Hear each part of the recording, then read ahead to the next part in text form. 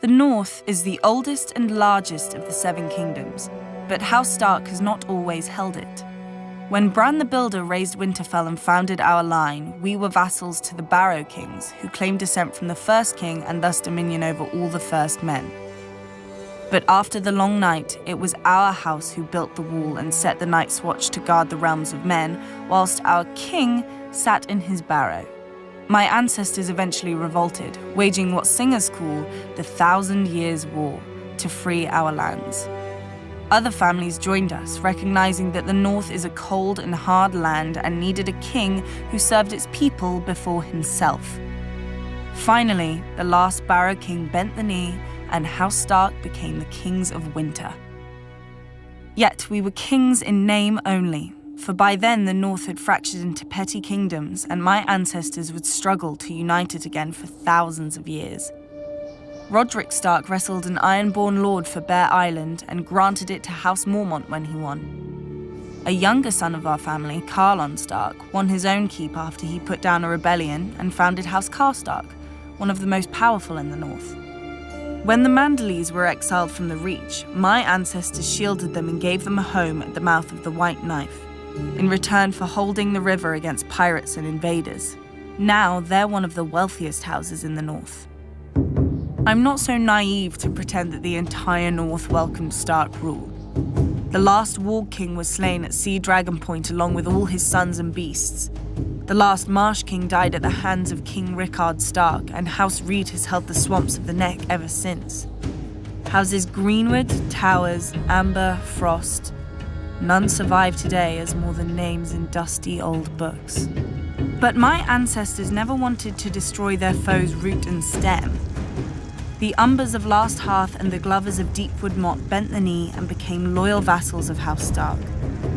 The Red Kings of House Bolton wore cloaks made from the skins of Stark princes they'd flayed, and one of the Boltons was even known as the Red Arm because he liked to plunge an arm into the bellies of captive Starks and pull out their entrails with his bare hand. The North deserved to be wiped clean of them. Yet my ancestors spared them after their defeat because they believed the North couldn't afford to fight itself any longer.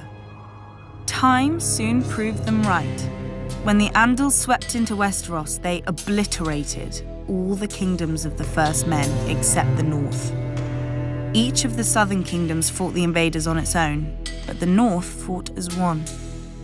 When the Andals tried to sail up the White Knife, the Mandalese fell on their ships. When the Andals tried to march an army through the Neck, the Reeds fell on their soldiers. King Theon Stark even sailed his own army to the Andal homeland for vengeance and slew hundreds of Andal warriors. When he returned, he planted their heads on spikes along our coasts, a warning to other would-be conquerors. The warning was heeded for thousands of years, until Aegon the Conqueror. The South had already fallen to Aegon and his dragons, only the North remained. My ancestor, King Torrhen Stark, marched the North down to the Trident and beheld Aegon's army, larger than Torrhen's own by half, and with 3 dragons circling overhead. Many Northern bannermen wanted to attack anyway, claiming Northern valor would carry the day. Others wanted to fall back to Moat Cailin and make a stand there.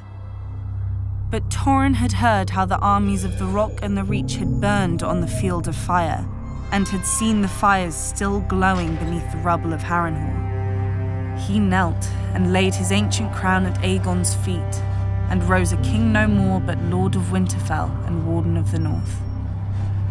Some Northerners still sneer at my ancestor as the king who knelt, forgetting that because of Torrhen they're alive today to sneer. Their ancestors didn't leave their burned bones at the Trident, and their twisted swords didn't fill Aegon's new throne. Now many say that House Stark is dead and gone, and House Bolton holds the North. But the North remembers who united it. The North remembers who defended it, and the North remembers who stole it.